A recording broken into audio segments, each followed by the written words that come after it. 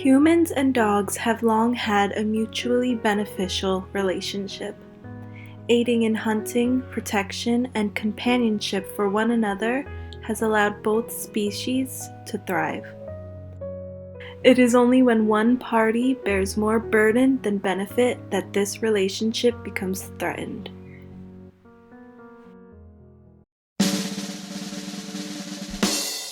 Modern-day humans living in urban areas may experience a close friendship with a furry friend, but this is most typical in cities rich with human resources.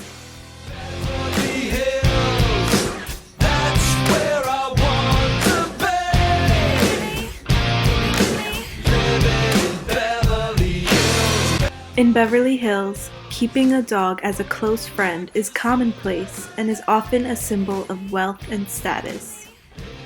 Try walking around your neighborhood with a tiny dog in a purse. You'll instantly feel like Paris Hilton or any of her rich socialite friends.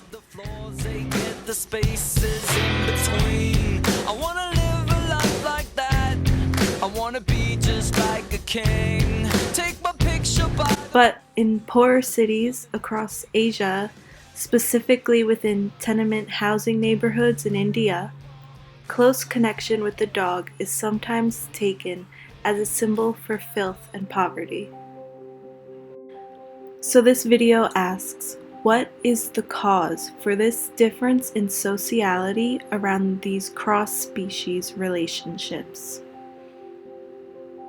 Nikki Charles, in the article Written and Spoken Words, discusses how it is common for middle to upper class Americans to consider their dogs kin, specifically citing that dogs and humans share intimate spaces within the homes, such as bedrooms and bathrooms, and that dogs are neither kept outside nor confined to certain spaces within the home.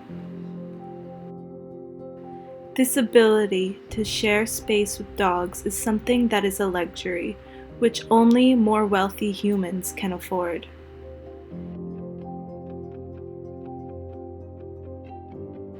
In places of limited resources, where competition for space or food is a factor, the dog will usually receive the short end of the stick.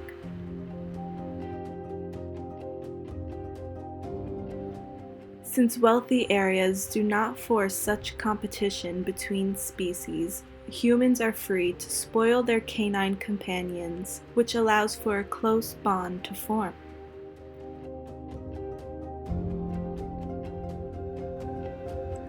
Another function which allows Western humans to form kinship with their dog is personality projection. In Beverly Hills, it is commonplace for humans to project their own personality onto their dog, usually through the act of buying expensive matching accessories, another luxury afforded to rich pet owners.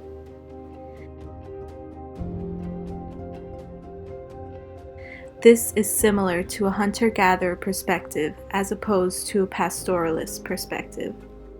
These perspectives are used typically in response to or preparation for pathogen outbreaks, where the hunter-gatherer framework prompts humans to take on the perspective of an animal in order to best understand how to respond to pathogen outbreaks.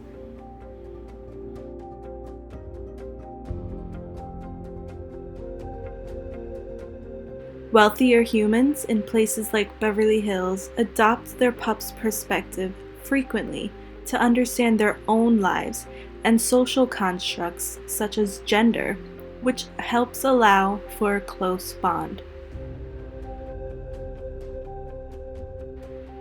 In developing cities within India, the lens impoverished humans see dogs through is often that of a stray pest living in the streets.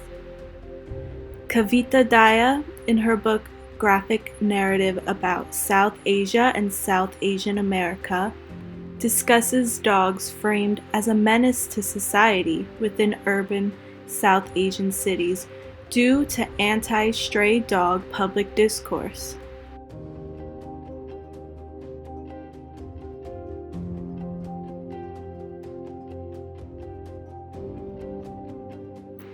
In Indian quote-unquote slums, Daya writes, human dwellers are sometimes seen as dirty and subhuman due to their close proximity to canines, who live in poor conditions alongside humans.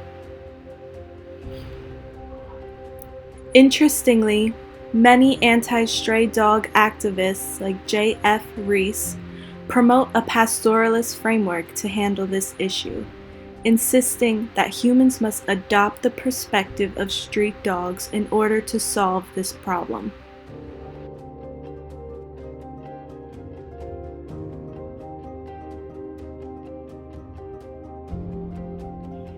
Across Asia, dogs are not always seen as icons of poverty. In richer cities, such as Japan's urban landscape, dogs are seen as kin and as icons of sound finances.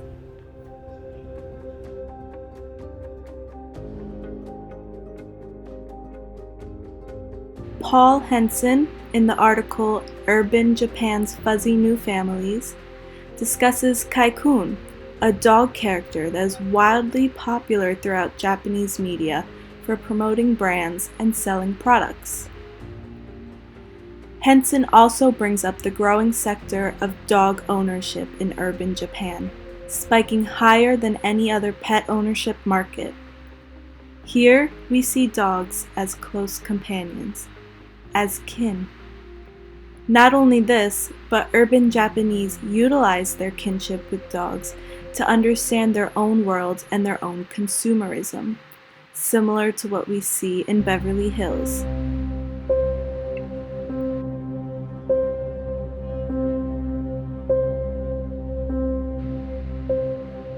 It is wealth that allows rich Americans and Japanese to have such close kinship with their canine companions, and poverty which prompts poor Indian slum dwellers to see dogs as icons of filth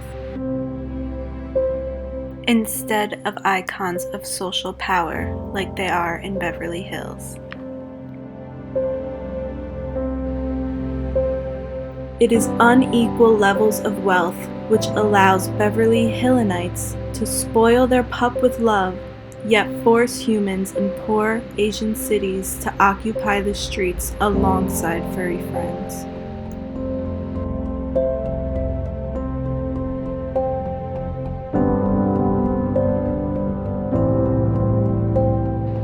The next time you wonder why people in Beverly Hills have such a unique relationship with dogs, perhaps question instead why Beverly Hills and some Americans have such unique access to resources.